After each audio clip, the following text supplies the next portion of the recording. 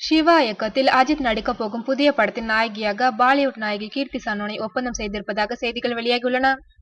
வேதாளம் படத்திற்கு பின் காலில் ஆபரேஷன் செய்து கொண்ட அஜித் தற்போது வீட்டில் ஓய்வெடுத்து வருகின்றார்.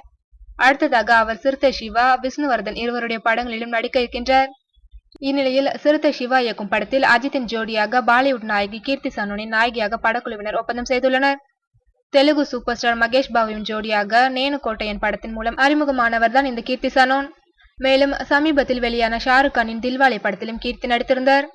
நடித்தது 4 படங்கள் என்றாலும் மகேஷ் பாபு, ஷாருக் கான் ஆகியோரின் படங்களில் நடித்திருப்பதால் தங்களது படங்களில் கீர்த்தியை நாயகியாக பல்வேறு தரப்பினரும் முயன்று வருகின்றனர்.